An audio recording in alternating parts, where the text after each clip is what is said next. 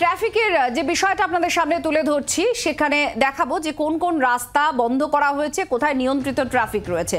আমহা street উত্তর থেকে দক্ষিণে এখানে গাড়ি চলাচল করবে। কিছু কিছু ক্ষেত্রে কিছু নিয়ন্ত্রিত যান চলাচল আছে। বিধান সরণিতে দক্ষিণ থেকে উত্তরে, কলেজ স্ট্রিটে দক্ষিণ থেকে উত্তরে গাড়ি চলাচল, বেবন রোডে উত্তর থেকে দক্ষিণে গাড়ি চলাচল। এই বিকল্প বন্দোবস্ত ট্রাফিকের থাকছে। স্ট্র্যান্ড রোড দিয়ে যারা যাতায়াত করবেন দক্ষিণ থেকে উত্তরে এখানে গাড়ি চলাচল করবে। বিবি গাঙ্গুলি স্ট্রিট পূর্ব থেকে পশ্চিমে গাড়ি চলাচল হবে। আর রবীন্দ্র সরণিতে দক্ষিণ থেকে উত্তরে গাড়ি চলাচল হবে। আমহা স্ট্রিটের বিষয় আপনাদের দেখালাম, উত্তর থেকে দক্ষিণে গাড়ি চলাচল। বিধান সরণিতে দক্ষিণ থেকে উত্তরে গাড়ি চলাচল, অর্থাৎ রবিবার মূলত অফিস, সরকারি অফিস কাছারি এগুলো বন্ধই থাকে, ভিড় তুলনায় কম হয়। কিন্তু বিভিন্ন ক্ষেত্রে যারা গন্তব্যে পৌঁছবেন সেই সমস্ত ক্ষেত্রে তাদের বিশেষভাবে নজর দিতে হবে ট্রাফিকের এই রুটে কোন দিক দিয়ে কিভাবে গেলে সহজে গন্তব্যে পৌঁছবেন। এই মুহূর্তে আমাদের দুই প্রতিনিধি আমাদের সঙ্গে রয়েছেন সরাসরি ধর্মতলা থেকে। ধর্মতলা যে সভা মঞ্চ তৈরি হয়েছে সেখান থেকে প্রবীর আমাদের প্রতিনিধি রয়েছেন, এবং ক্ষুদিরাম অনুশীলন কেন্দ্র যেখানে শিবির তৈরি করা হয়েছে কর্মীদের থাকার জন্য, সেখান থেকে আমাদের প্রতিনিধি শ্রেয়সী আমাদের সঙ্গে রয়েছেন। দুজনের সঙ্গেই আমরা কথা বলবো, কারণ 21শে জুলাই, এই 21শে জুলাইয়ের মঞ্চ যেমন শহীদদের স্মরণ করে তৃণমূল কংগ্রেস, ঠিক এই মঞ্চ থেকে আগামীর বার্তা দেওয়া হয় দল কিভাবে চলবে, দলের রোডম্যাপ কি হবে, আগামীতে কি হবে দিশা, তা তুলে ধরেন তৃণমূল নেত্রী।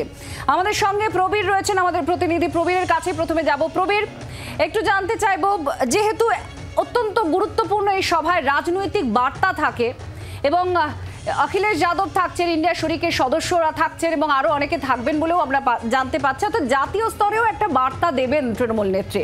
এই জায়গায় দাঁড়িয়ে কি কি বলতে পারেন তৃণমূল নেত্রী মমতা বন্দ্যোপাধ্যায় এবং অভিষেক বন্দ্যোপাধ্যায়?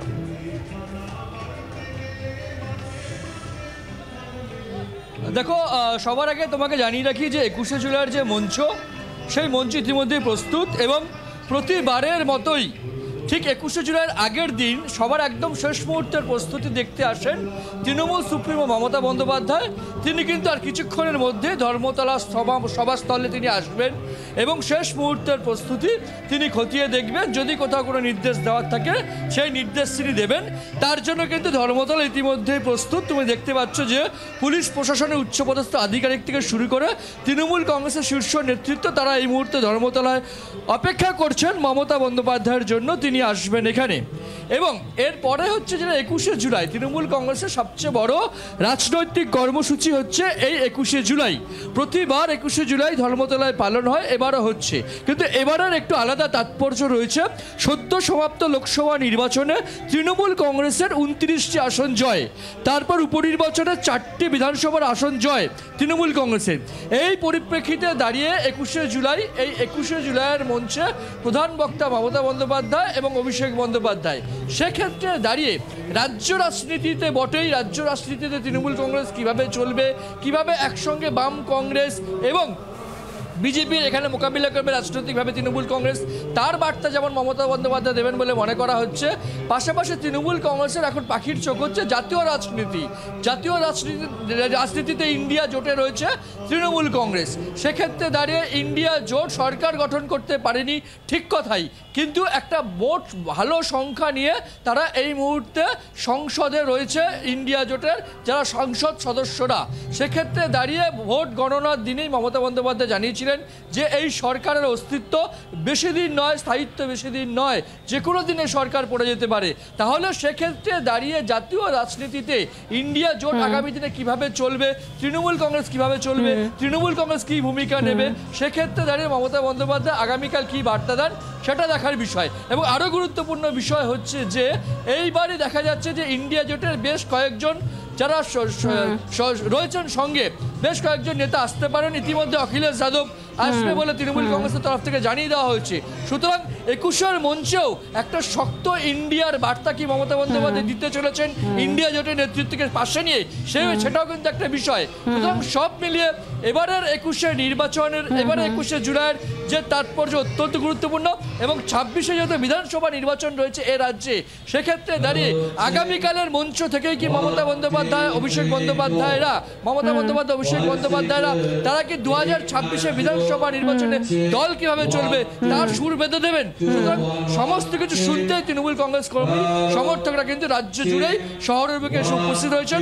আগামীকাল আসবেন। তৃণমূল কংগ্রেস নেতৃত্ব দাবি করছেন অতীতের সমস্ত রেকর্ড ভেঙে যাবে আগামীকাল রাত্রি।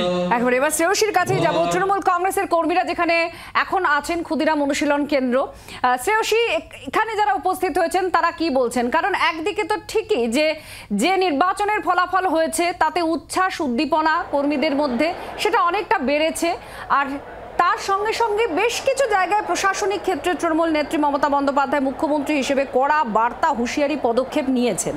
এই সব মিলিয়ে এখানে যারা উপস্থিত রয়েছেন তারা কি বলছেন, কালকে কি শুনতে পারেন তারা?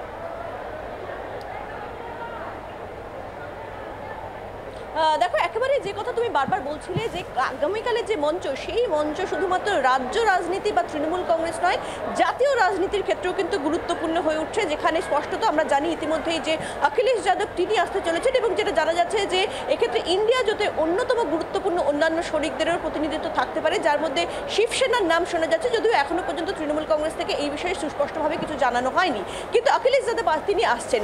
এবং তোমাকে যেটা জানিয়ে রাখি, ফলে কার্যত আগামীকালের মঞ্চ থেকে তৃণমূল সুপ্রিমো মমতা বন্দ্যোপাধ্যায় এবং অভিষেক বন্দ্যোপাধ্যায় তারা কি বক্তব্য রাখেন সেই দিকেই কিন্তু সকলের নজর থাকছে। সেটা যেমন রাজ্য রাজনীতির ক্ষেত্রে গুরুত্বপূর্ণ হতে চলেছে, ঠিক তেমনই কিন্তু জাতীয় রাজনীতির ক্ষেত্রেও গুরুত্বপূর্ণ হতে চলেছে। এই মুহূর্তে ক্ষুদিরাম অনুশীলন কেন্দ্র যেখানে আমি রয়েছি, সেই জায়গার যে চিত্রটা তোমাকে দেখাবো, সেখানে কিন্তু এবার একটা অন্য চিত্র দেখা যাচ্ছে। গত কয়েক বছর ধরে কিন্তু কার্যত আমরা দেখি যে এখানে প্রচুর মানুষ আসেন। এবার এখানে যারা রয়েছেন তারা মূলত জঙ্গল মহল, অর্থাৎ পুরুলিয়া, বাঁকুড়া এবং ঝাড়গ্রাম এই অংশের মানুষরা এসেছেন। যদি ভোটের নিরিখে দেখো, অর্থাৎ শেষ যে লোকসভা নির্বাচনের ফল, তাহলে কিন্তু দেখা যাচ্ছে যে জঙ্গল মহলের ফল কিন্তু তৃণমূল কংগ্রেসের ভালো। যেখানে জঙ্গল মহলের ঝাড়গ্রাম আসন, সেখানে বাঁকুড়ার যে আসন, এই দুটো আসন কিন্তু তৃণমূল কংগ্রেস বিজেপি থেকে ছিনিয়ে নিয়েছে। ফলে প্রচুর মানুষের ভিড়, সে কথা বলারই অপেক্ষা রাখে না। কিন্তু এই মানুষদের মধ্যে মহিলাদের সংখ্যা কিন্তু রীতিমতো চোখে পড়ছে।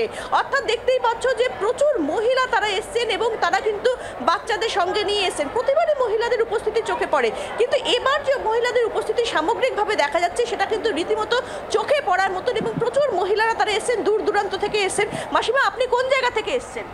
কোন জায়গা থেকে এসছেন? আমরা পুরুলিয়া থেকে এসছেন। আপনি কি প্রত্যেকবারই আসেন না এবার এলেন? এইবার এলেন। কেন এইবার এলেন? এবার আলি দেখার জন্য। দেখার জন্য? কাকে দেখতে এসেছেন? দিদিকে দেখতে এসেছেন। আপনি কোন জায়গা থেকে এসছেন আমাকে একটুখানি বলুন। পুরুলিয়া জেলা। পুরুলিয়া থেকে এসছেন। প্রত্যেকবার আসেন? না, আচ্ছা, তাহলে এবার কি এমন হলো যে এবার এলেন? দিদিকে দেখতে।